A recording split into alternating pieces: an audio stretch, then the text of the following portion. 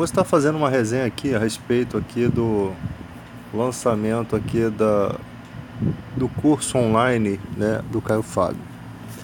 Quando a gente evangélico vê um pregador como o Caio Fábio vendendo os cursos, a gente logo se escandaliza, né? Mas isso acontece não pelo fato do cara estar errado em vender os cursos dele. Ele precisa ganhar a vida, ele não está explorando a fé de ninguém, né? Ninguém é obrigado a comprar os seus cursos. Aí ali são anos de dedicação, né? É como vou usar as palavras de Paulo, né? Se o mundo tem direito a essa honra, quanto mais os homens de Deus, né? Ali não está havendo uma exploração. Você se dedica, estuda, se concentra, Deus te dá aquela revelação, né, das escrituras, e você tendo o dom, você precisa viver, né? Então você vende o seu material. Não tem problema algum nisso, até porque, por exemplo, o pastor Nicodemos, que é um muito conceituado aí no YouTube, ele também não tem os livros dele, não tem direitos autorais. Então as pessoas às vezes não compreendem isso. Realmente, quando a gente bate o olho assim, parece até que o cara tá corrupto, mas isso tá vivendo no meio corrupto. Só que isso é porque são tantas coisas que acontecem nas igrejas que a gente acaba generalizando tudo. A gente acaba tendo medo de tudo, né? E a pessoa não está forçando barra nenhuma. Você não é obrigado a comprar os cursos.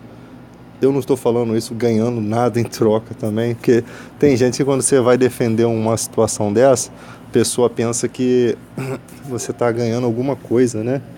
Pelo contrário, eu sou um dos mais críticos aí do YouTube. Eu critico muito algumas opiniões de Caio Fábio em certas coisas. E a maioria das coisas a gente tem uma concordância. O Caio Fábio ele parece que era o dono da emissora Boas Novas. Foi um cara que pregou em muitos lugares, né? E depois todo mundo sabe que teve um escândalo, né? Um caso, não sei se foi extraconjugal, não sei nem se ele é casado, não sei como é que é a história dele, mas ele teve um caso e até hoje essa briga entre Malafaia e Caio Fábio, né, é acerca disso. O Malafaia o chama de caído, né? E isso é vergonhoso ver dois pastores brigando nessa questão, né? Pecado é pecado, as pessoas erram, as pessoas fraquejam, né? E não é por isso que a pessoa não pode argumentar certas coisas, né? O Caio Fábio parou um pouco com esse negócio entre Malafaia, não sei nem como é que está a história deles dois, mas eles não se bicam muito não. E eu acho feio que o Malafaia, a defesa de Malafaia é chamar o cara de caído, né? Até porque o ser humano cai, erra e Deus, se havendo arrependimento, né, verdadeiro, sincero, não é aquele arrependimento para que você volte ao brilho que você tinha, mas o arrependimento realmente sincero, Deus restabelece. E as pessoas pensam que isso, falar isso é como se Deus aceitasse, né, do ser humano brincar com o pecado. Eu vou ali, peco e volto. O ser humano, o cristão, quando ele está em pecado, ele já está perdendo muita coisa, porque a falta do Espírito Santo de Deus, né? O Caio Fábio perdeu muito com essa queda dele. Ele tinha uma notoriedade muito grande, e perdeu. E foi dessa mesma forma que aconteceu com Salomão quando ele começou a pecar contra Deus. Ele tinha, dos 10 reinos, não havia nenhum inimigo. Começou os inimigos se voltarem contra ele, né? Deus parou a sua proteção em volta em volta do Salomão, e ele perdeu 8 reinos, e os 2 que ficaram foi porque Deus tinha misericórdia misericórdia dele por causa de Davi. Foi pela promessa que Deus fez a Davi, né? Então você percebe aí Deus honrando sempre os seus compromissos e o homem sempre sendo mentiroso diante da humanidade. Então a questão aqui as pessoas vão se alarmar, vão ver, mas o que acontece hoje, gente, é que a igreja, por toda essa bagunça que teve, só quem enriqueceu nisso daí foram os pastores. Não era para os pastores enriquecerem, era para a igreja. A igreja pode crescer, pode ter bens materiais, isso não é errado. A igreja precisa se estruturar. O problema é que a igreja, muitas vezes os líderes crescem e os obreiros continuam sofrendo, né? Às vezes desempregado, numa época de desemprego. Quantos obreiros estão desempregados? Quantos pastores às vezes trabalham de graça na obra? Então a gente tem que ter esse ponto de vista. O homem de Deus tem família. Ele precisa, a Bíblia mesmo ensina, quem é casado está dividido entre a igreja, né? Entre a igreja e a sua família. Então ele precisa cuidar de sua família. Ele tem que ter recursos.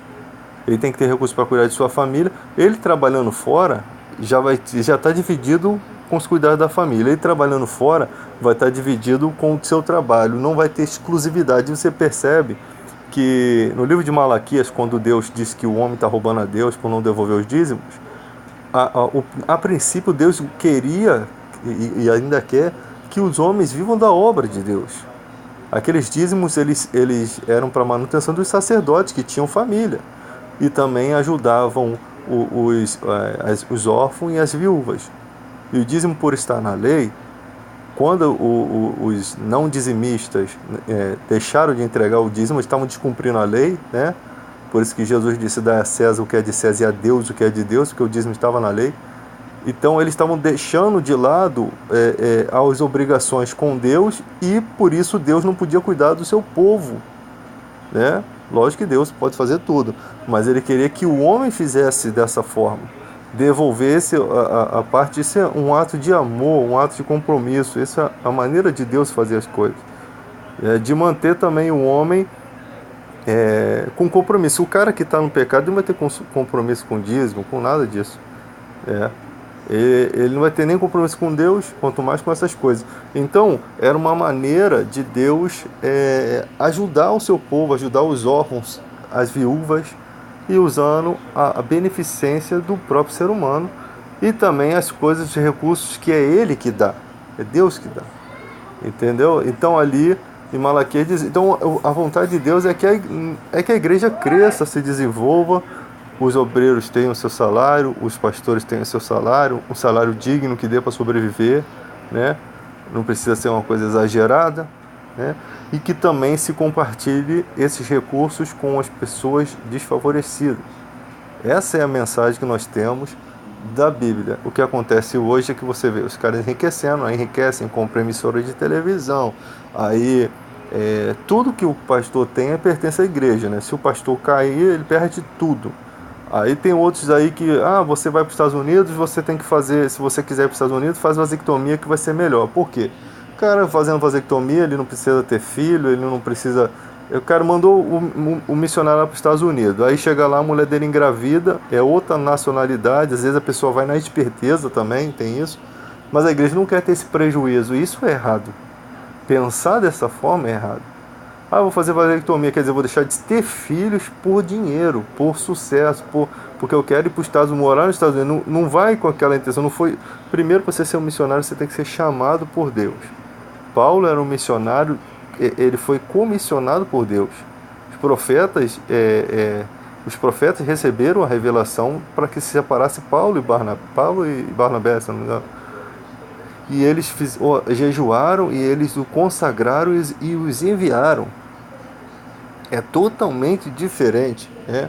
Aí vai você dizendo que é missionário, chega lá igual aquele doido lá que foi lá para pregar para os índios, foi morto, né? Qual o fundamento disso? Ser morto, sem nem sequer ter pregado o evangelho. Primeiro pregava, depois morria, né?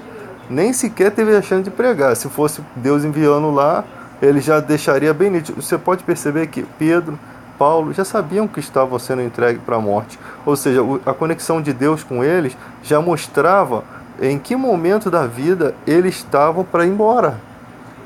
Então até nisso Deus cuida.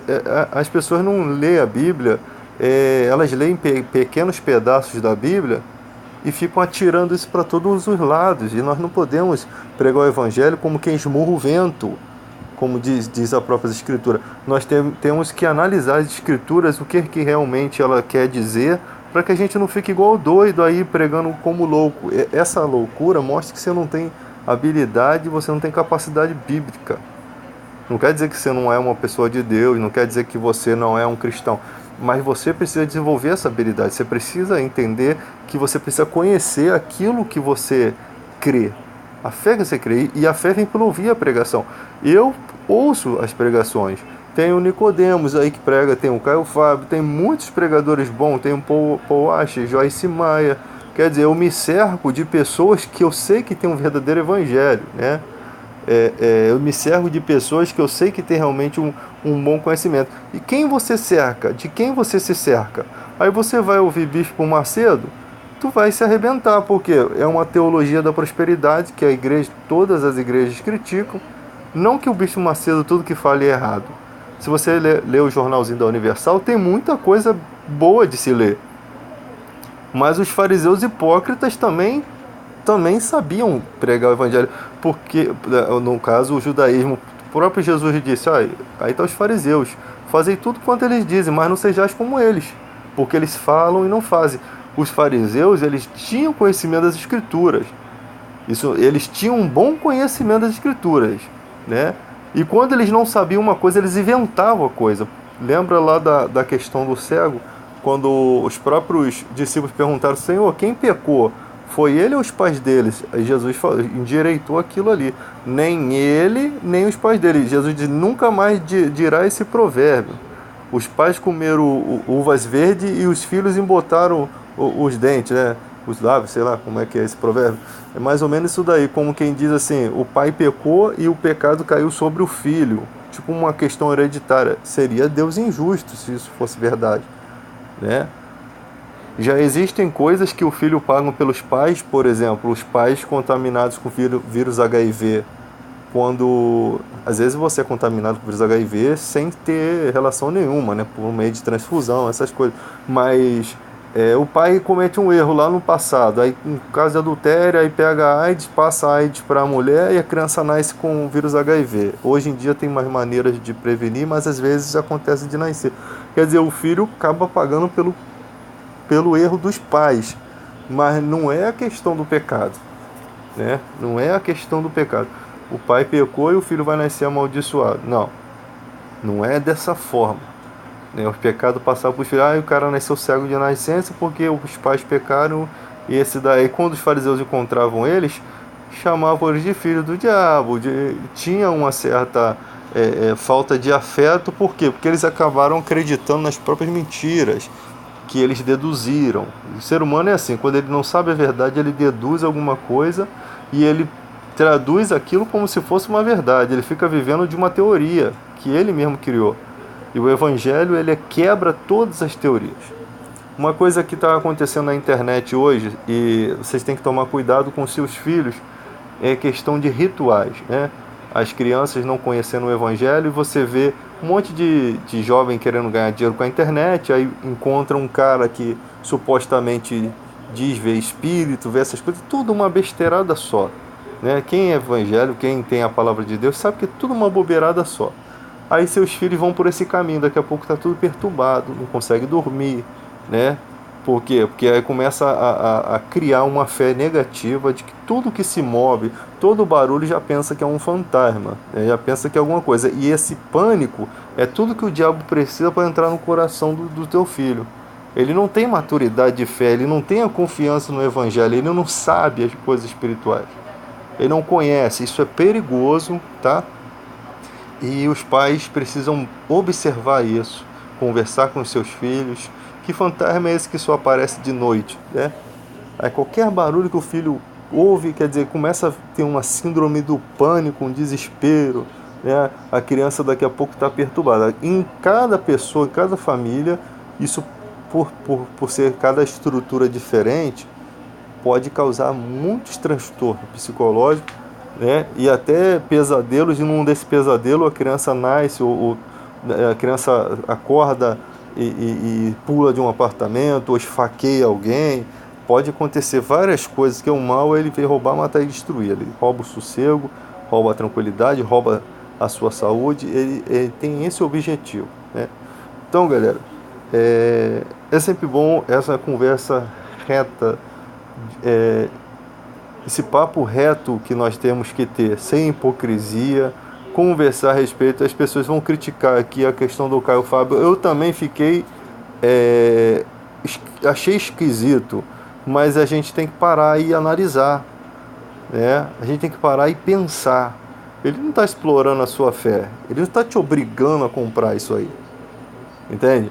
Às vezes a pessoa, eu não sou um tipo de pessoa que, por exemplo, eu ouço muitos anos Joyce Meyer. Aí a Joyce Meyer comete um equívoco. Aí eu já vou logo dizer que ela é uma falsa profeta por conta disso. Eu já vou logo acabando com tudo que aquela pessoa representou na nossa vida. Sabe?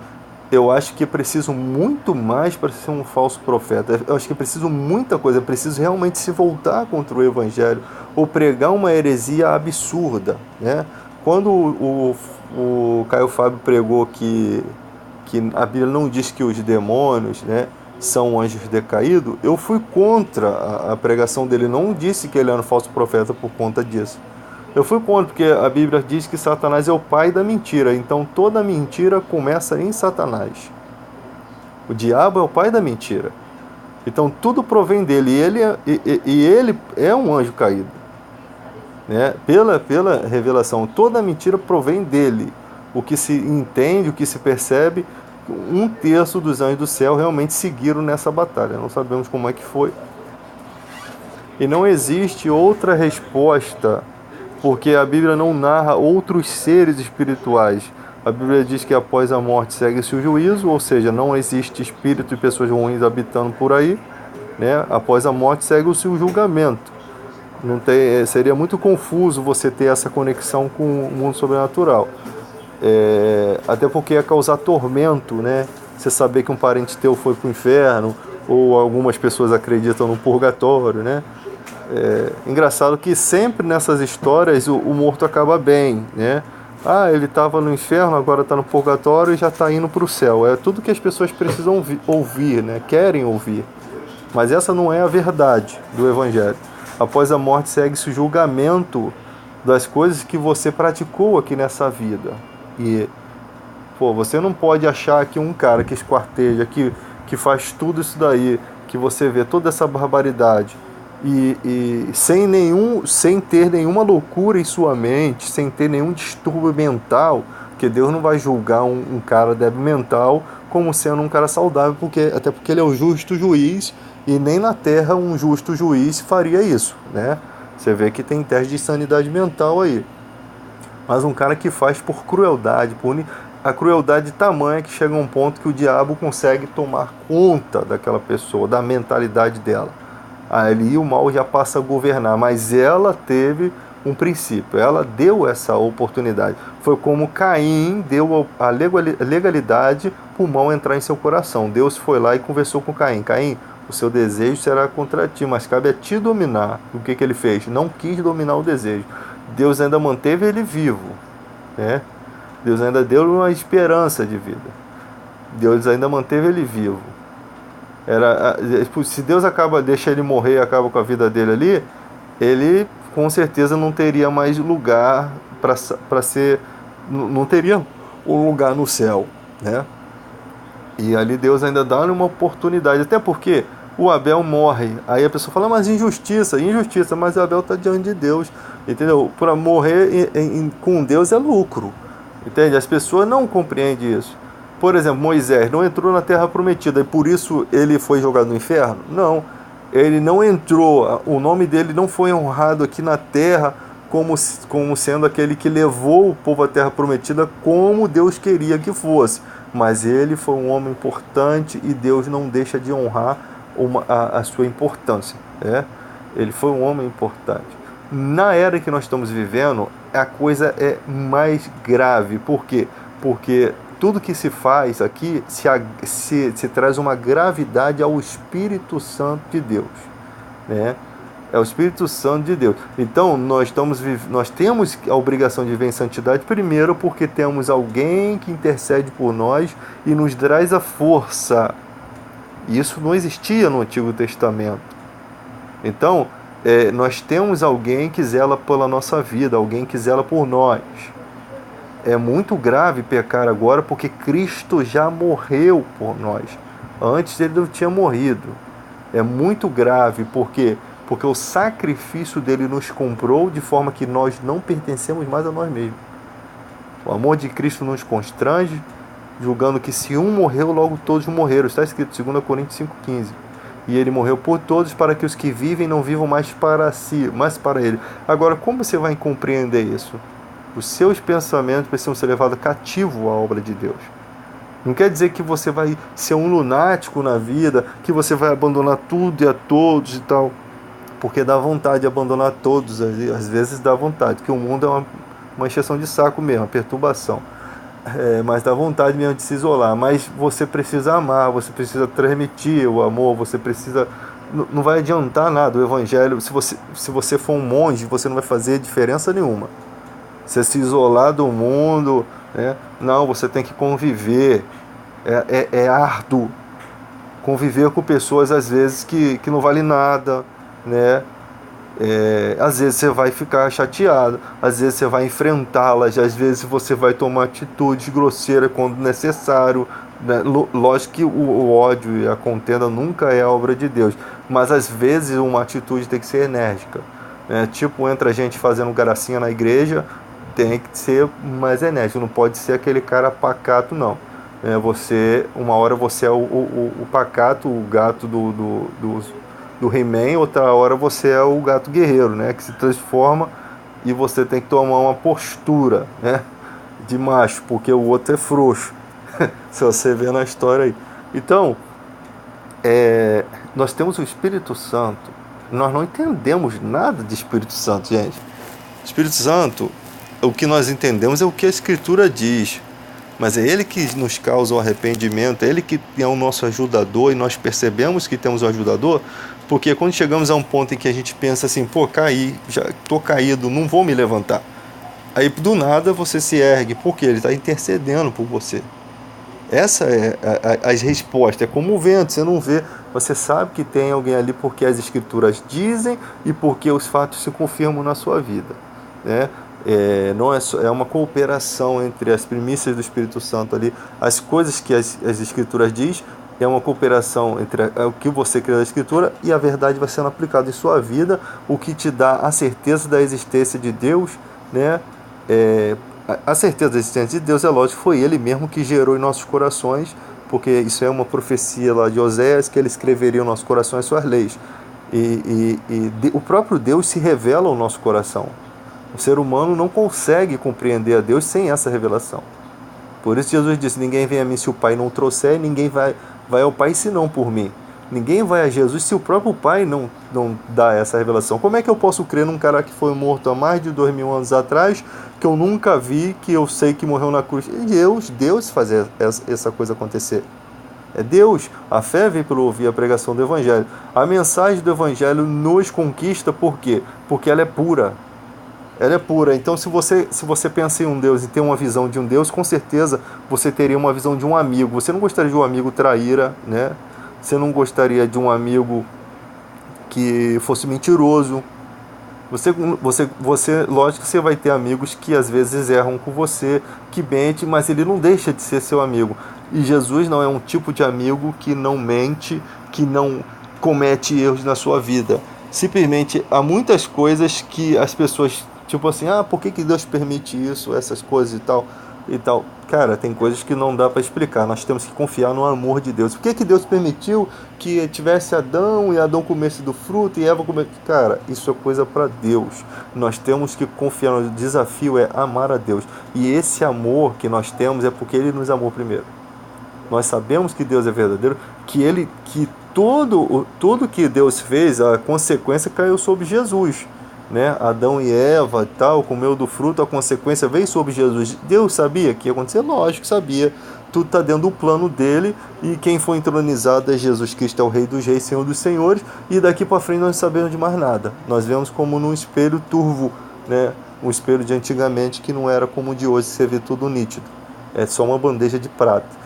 Então as coisas vão se revelar no futuro, quando nós tivermos um corpo glorioso, que a promessa de Deus é com um corpo glorioso, porque esse corpo vai dar estrutura para ver Jesus glorificado, Se você olhar Jesus glorificado com esse corpo miserento que a gente tem aqui, tu vai se virar pó, vai virar purpurina. Alguns viram purpurina, outros viram pó. Mas brincando aqui na questão. Mas o nosso corpo não tem estrutura para ver Deus. E o corpo que vai nos ser dado para aqueles que creem nessa promessa, e quando eu digo crer, são aqueles que se abstêm dessa vida pecaminosa para esse propósito, com essa fé de receber esse corpo glorioso, nós vamos ter estrutura de vê-lo e talvez ver o próprio Deus, né? Porque Jesus disse, ninguém conhece o Pai senão o Filho. Ninguém vê o Pai. Nem os querubins, eles tampam os olhos com as asas. Com duas eles voam, né? Eu falei com uma se ele fosse capenga, mas com duas eles voam, com duas eles tampam os olhos. Então, nem os querubins veem a Deus. A glória dele é excelente. Então, Jesus sendo a expressão exata, se a gente pelo menos ver Jesus, vai ser maravilhoso, né? Eu creio que vamos ver a Deus pelo Apocalipse. Tem o trono e tem os 12, né? Eu não sei se todos vão ter essa honra, tá? Mas se não ver, a gente se conforma em ver Jesus Cristo, né? Que é a expressão exata do Criador. Isso falando assim, sem averiguar a questão teológica toda ali, tá? Os argumentos ali que às vezes a gente não pensa, né? Quando a gente está pregando. Então, gente, voltando à questão aqui. A igreja tinha que se estruturar. Não é pecado um pastor ganhar seu salário. As pessoas ainda estão com esse pensamento de que é errado. Paulo disse, atarás a boca ao boi que debulha. Por acaso Deus tem cuidado de bois? Os que ensinam é merecedores de dobrar os honorários. Ou seja, ninguém vai à guerra às suas próprias custas, né? O evangelho precisa, as pessoas precisam se alimentar, as pessoas precisam se vestir, as pessoas precisam ser felizes, as pessoas precisam botar seus filhos em boas escolas. Se você vive, imagina só, gente, você vai no médico, o cara faz uma cirurgia de coração, ele ganha um dinheirão pra fazer aquela cirurgia, todo mundo ganha dinheiro, aí ele salva o seu coração. Agora vai no médico todo endemoniado, com 500 demônios, que eu quero ver um médico expulsar o seu demônio. Só se ele fosse Lucas, que era médico, né? Que era um apóstolo médico, que conseguiria, porque conhece a fé, né? Psicólogos evangélicos, muitas vezes, imagina, o cara vai no consultório, ele sabe que aquilo é demônio, mas ele tá impedido de fazer o seu ensinamento ali dentro do consultório. Por quê? Porque a psicologia não se conforma com o Evangelho de Cristo. Então, às vezes, você pensa, vou estudar, vou ser psicólogo. Eu gostaria, mas talvez isso atrapalharia, porque depois iam caçar minha carteira de psicologia. E o Evangelho é muito maior do que a psicologia. Eu quero ver um psicólogo expulsar um demônio. Eu quero ver com todo esse conhecimento não expulsa demônio. O que expulsa demônio é quem se converte de verdade, quem tem o nome de Jesus, quem é selado pelo Espírito Santo. Quem se consagra em algumas castas só sai com jejum e oração. Quem entende, quem foi tirado do império das trevas para o reino do Filho, Colossenses 1,13. Quem foi selado, Efésios 2,3. Esses sim vão fazer coisas que os médicos não podem fazer, né? E muitas vezes curas sobrenaturais, se for da vontade de Deus, até ressurreições. Nós cremos nos milagres, nós não cremos nesses milagres que nós vemos aí, que a pessoa diz assim, Brasil, vem para cá, essa igreja tem milagres. Nós não cremos, porque a igreja que diz assim, vem para cá, ela está dizendo, aqui tem milagres e as outras igrejas não valem nada. E o evangelho, ele não é exclusivo de uma igreja, tá? Então você logo percebe, isso aqui eu estou dando a dica de maturidade, que tem coisa estranha ali. Se não é Deus fazendo, o diabo pode estar trabalhando dentro dessa igreja. O diabo pode estar fazendo sua obra ali, enganando, porque eles podem colocar doença.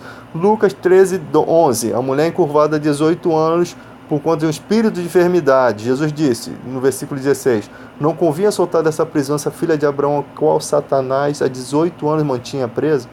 O espírito de enfermidade, há 18 anos, mantinha aquela mulher encurvada.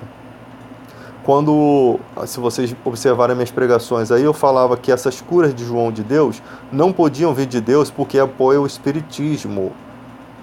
O espiritismo é necromancia, a arte de consultar os mortos. E quem tem objetivo de fazer isso, apoiar a religião falsa, é o diabo. Porque a Bíblia diz que ele não quer que você enxergue a luz que há em Cristo. Ele cega os entendimentos dos incrédulos. Então, se ele pode fazer milagres para fazer isso, ele vai fazer. Então, imagina uma mulher encurvada lá por conta do espírito de enfermidade. Aí o espírito de enfermidade sai porque o João de Deus foi na casa dela e agora ela se torna espírita, ela vai consultar os mortos, é tudo que o diabo quer. Eles trabalham em conjunto, eles são espertos, não são bobão como ser humano. E que idiota que acredita em qualquer Bolsonaro da vida, né? Sempre jogando uma favela de. Sempre jogando tijolo, né? Sempre jogando uma rocha em cima desses caras, né? Das ditaduras, dos caras que apoiam Médici, Brilhante Ustra, tudo sempre jogando, eu sempre jogando meu veneno. Isso aí é coisa minha mesmo. Então, galera, só para descontrair. Nessa hora eu acho que devo ter perdido vários ouvintes aí, porque voltaram no cara, fizeram a minha na igreja e tal. Mas deixando de lado isso, me perdi aqui no assunto. Fico falando besteira, até me perco. Então eu sempre falava da questão do João de Deus, porque na Bíblia diz, teve um homem que buscou os médicos e Deus ficou chateado com ele. Mas a tradução de médicos na Bíblia são médiums, que consultavam, que eram necromantes, que faziam artes. Tinha até esse negócio que aparece em filmes de bruxa, né? Examinar as entranhas dos animais, questões de macumba, essa feitiçaria, não falando de macumba, essas curimbas aí doidas aí que esse pessoal faz. Isso tudo é proibido, adivinhação, esse negócio de ficar, o avião tal vai cair, o cara acerta 80 de 100, não é Deus. Deus é 100%, nenhuma profecia é de particular elucidação. Homens de Deus falaram da parte de Deus, ou seja, Deus me revelou e se revelou, acontece. Se revelou é 100%. Se Deus um dia me falasse, David, eu quero que você diga ao povo que o avião do... Não vou nem falar o nome, senão se eu falar Bolsonaro que vai dar problema. Mas não tem mod do cara não. Mas vamos supor que um avião vai cair, brincadeira aqui à parte, mas um avião vai cair no Japão, um avião... Deus não precisa nem me revelar o número do avião e tal, mas ele pode revelar amanhã vai acontecer isso, vão morrer tantas pessoas. Olha, vai ser exatamente como Deus falou. Porque ele é 100%. Mas o cara acertou, não é Deus. Errou profecia, no Antigo Testamento era apedrejado por conta disso, porque Deus não erra. Então Deus não é querer um seu profeta sendo apedrejado como mentiroso. Então, cara, é só olhar para a palavra de Deus que você não se perde. Eu, como homem de Deus, como é que eu iria lá no João de Deus para poder receber cura? Sendo que eu não acredito naquilo que esse cara pregava, né? No caso, né? Ia ser bulinado lá, ia ser ruim para mim. Mas aí, galera, não teria como um cristão fazer isso. Então, quando a Bíblia diz que Deus ficou chateado quando o cara buscou de médico, era porque a tradução de médico era médiums, não era médico. Se você ler a Bíblia desse jeito, você vai falar assim, caramba, então ir no médico é ter falta de fé. Olha, isso foi um maior problema na Igreja Internacional da Graça nos anos de 2000 e... cara, não lembro, 2009. Era maior confusão, cara. Porque as pessoas achavam que cristão não podia ficar doente. Aí tinha lá na Bíblia, Epafrodito quase morreu doente. Timóteo tinha frequente enfermidade. No estômago, Paulo aconselha um pouco de vinho.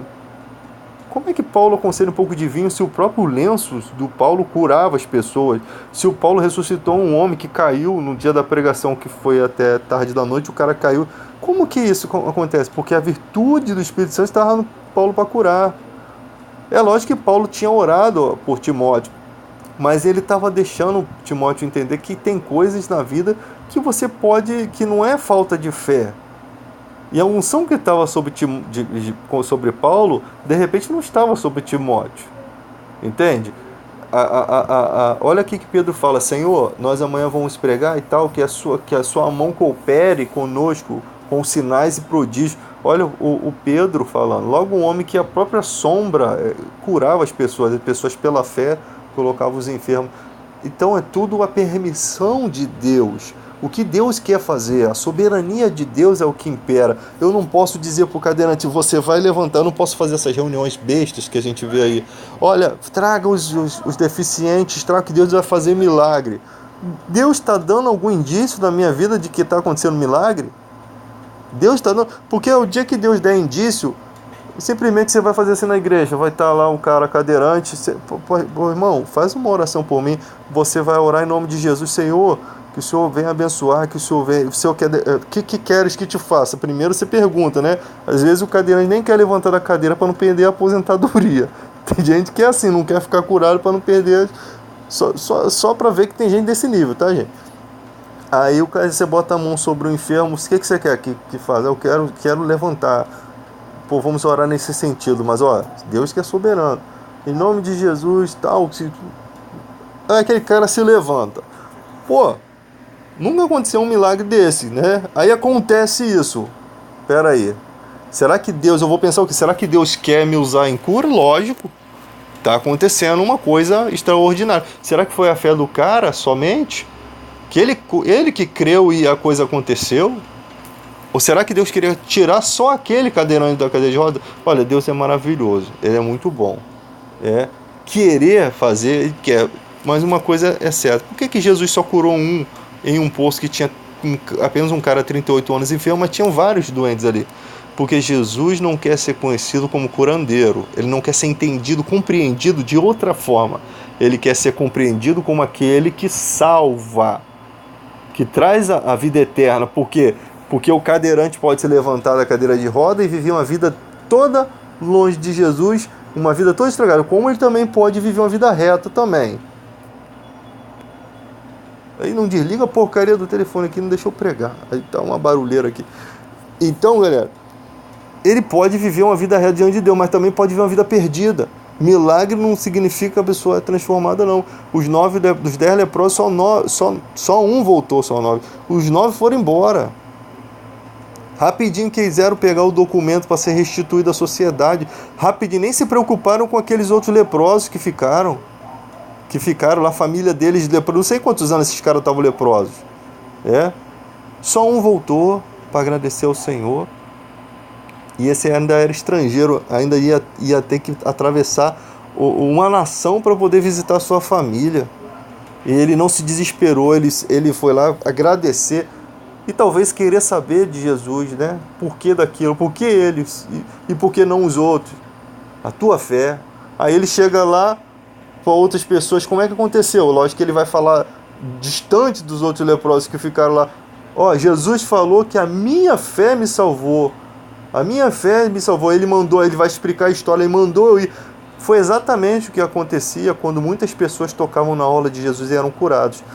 Ou ouviram aquela mulher tocando na orla de Jesus, ou ela viu aqueles homens tocando nas orlas de Jesus pela fé.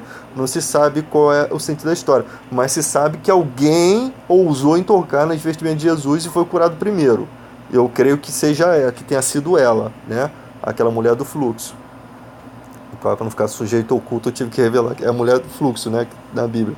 Então, é muito bacana, cara. A Bíblia é uma coisa muito linda.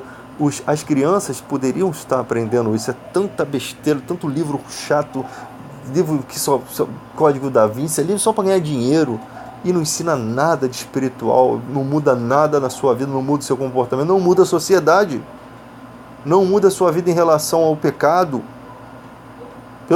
Pelo contrário, o pecado a cada dia está ficando mais gracioso, né? A prostituição daqui a pouco vai ser um emprego de carteira assinada. O que vai botar lá na carteira? Carteira assinada, trabalho de quê? Sou Kenga, tá lá na carteira, Kenga. Pelo amor de Deus, gente. Vai estar nesse ponto, nesse ponto a sociedade, de que o pecado vai se tornar uma coisa natural e vai se tornar uma profissão, né? Eu sou ator pornô. E não é pornografia, não é mais pecado, não é mais adultério, não é mais corrupção, sujeira, imoralidade, não, é ator. Sabe, eles melhoraram o pecado para parecer bonito para a sociedade, né? É cada coisa, cara, que se eu for falar aqui vão me processar. Eu não vou ganhar nada, eu somente vou passar um tempo na cadeia, que eu não tenho dinheiro nenhum. Mas então, galera, é muito bom falar do Evangelho. respeitar as religiões, tá? Respeitar. Outro dia o cara lá botou no comentário, né, porque eu critiquei lá, falei sobre o respeitar, né? Pô, não pode sair quebrando as coisas, objetos de culto que as pessoas acreditam, mas eu não falei nem da questão do que passou na televisão no outro dia, que mandaram quebrar os itens lá da religião. Se entra e manda quebrar a igreja, cara, não seja herói, não. Deixa que. Se mandar você quebrar, pare, quebre. Faça o que eles mandaram. Não vai perder sua vida por nada. Aquilo é sua parede. A fé está no teu coração. E vai embora. É. Não fique batendo de frente. Não fique. Sinceramente, nem abre tua boca para denunciar nada. Vai embora. Segue sua vida. Deixa na mão de Deus. É. Essa é uma palavra de sabedoria. Né? É uma palavra de sabedoria. Às vezes você mora num lugar e tem que pagar um dinheirinho ali, pague. Não vai arrumar problema para sua família. Pague. Tem gente desonesta aí trabalhando, deixa eles trabalhar. Essa é a vida deles, o problema é deles, ou sua vida é outra. Nem comenta esse tipo de coisa. Vai embora. Segue com sabedoria a sua vida. Né? Isso aí, galera. E então, eu fiz uma crítica sobre a Igreja Universal, né? Que falava, não só a Igreja Universal, lógico, eu não tenho nada contra as pessoas, eu amo todos os cristãos, inclusive minha mãe é da Igreja Universal, não amo a doutrina deles, mas as pessoas, a Igreja de Cristo, mesmo que não tenha colírio, mesmo que a igreja não tivesse colírio, seria a Igreja de Cristo do Apocalipse, como eu sempre falo. Como está no Apocalipse. Até as igrejas têm erros, todas as igrejas têm erros, pertencem a Deus.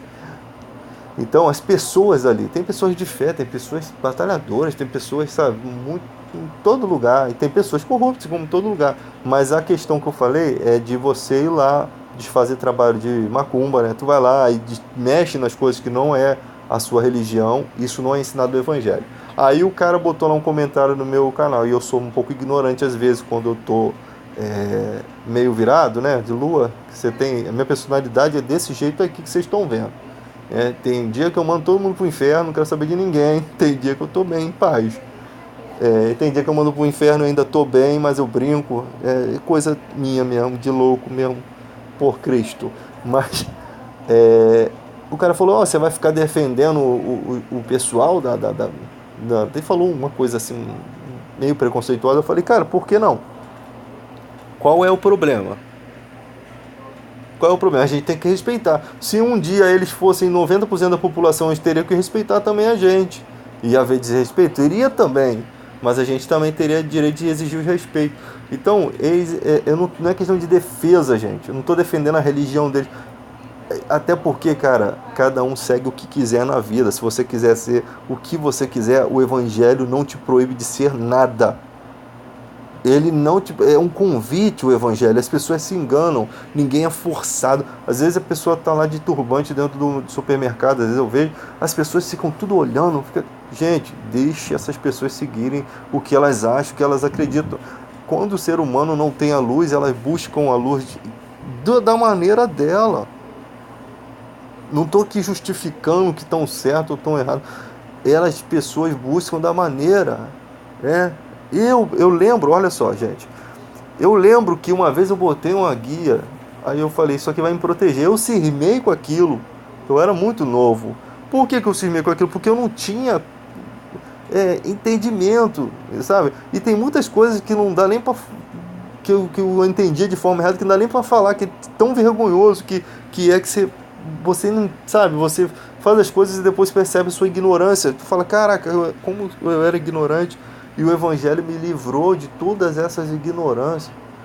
Eu andava pela rua e falava assim, Deus não pode existir. Eu lembro como se fosse hoje. Em Padre Miguel, morei em Padre Miguel, passando pela parte da estação, aí eu sempre gostava de andar de noite, né? Sempre fui meio vampirão. Aí andava de noite, aí via as pessoas tudo felizes, eu ficava assim, Deus não é justo. As pessoas enchendo a cara ali, tudo feliz, tudo rindo, e eu aqui cheio de pecado também, né? Só enxergava o pecado dos outros, não enxergava o meu. E eu aqui trabalhando, ganhando essa merreca e tal, e, sabe, com um pensamento totalmente doido, né? Uma vez, a primeira vez que o cara pregou o Evangelho pra mim, foi no trabalho. O cara fez um plantão, ele foi lá só pra pregar o Evangelho pra mim. Eu lembro como se fosse hoje. O cara fez um plantão extra lá, E eu falando, cara, será que existe alienígena? Pô, esse espaço desse tamanho. Eu falando cada barbaridade, o cara viu a necessidade, né? E começou a falar de Jesus. E ali eu falei, vou olhar isso daí. Aí eu comecei a ler a Bíblia, gente. Eu lia sinceramente, eu pegava no trabalho 7 horas da noite. Eu lia de 7 às 6 da manhã. Eu escrevi muita coisa. Eu escrevi as coisas mais importantes da Bíblia. Deus me deu uma sede que eu não ficava cansado de estudar. Aí eu estudei tanto, mas misturei tanta coisa, baguncei tudo, porque eu quis raciocinar do meu jeito. Cara, até chegar a nitidez, olha que eu sou um pouco maluco ainda, hein? Até chegar a nitidez do evangelho que eu tenho hoje, que ainda que o evangelho não se cresce só em conhecimento, tem que sempre ser claro isso. Eu preciso crescer muito na parte espiritual, em oração, em pensamento, sabe, em abnegação. Eu preciso crescer muito nisso. Eu sei que muitos cristãos precisam crescer também. Se forem sinceros consigo mesmo, vão saber do que eu estou falando. Tem que crescer muito nisso. Então, você se abster de tudo, às vezes, sabe, de pensamento, de ideia, mas é aquele papo que o Evangelho disse mesmo, que Jesus disse a Pedro. Vocês, o espírito está pronto, mas a carne é fraca. O bem que quero fazer não faço, o mal que não quero esse sim o faço, miserável homem que sou. Você tem o bem querer dentro de você, sabe? Mas você insiste em bater a cabeça na ponta do martelo, na ponta do prego, sei lá. O ser humano é meio doido. Então a gente quer ir pelo caminho, mas a gente vai. A gente não consegue manter cativo os pensamentos a Cristo. É muito difícil isso, né? Porque você tem sonhos, você tem ideias, você tem revoltas pessoais, você tem, cara, tem um monte de imbecil, às vezes, que surge no teu caminho. Cara, é um monte de coisa. Então, você não consegue manter-se reto, mas você está indo, se empurrando com a barriga, você está empurrando para frente aí os pensamentos, entendeu? Você está empurrando a sua vida e o Espírito Santo está ali te ajudando, cara, né? E aí, para você chegar nessa maturidade, rapaz, eu fiz muita doideira, cara. Eu já preguei muita coisa errada. Eu já preguei muita coisa errada. Pô, eu saía pra pregar na rua, cara. Uma vez eu preguei uma coisa, o cara me confrontou, cara. Aí eu fiquei sem palavra. Aí eu fiquei, cara, que doideira, cara. Eu pregando, aí depois eu ficava. Aí depois eu comecei a ver as pessoas fazendo a mesma coisa.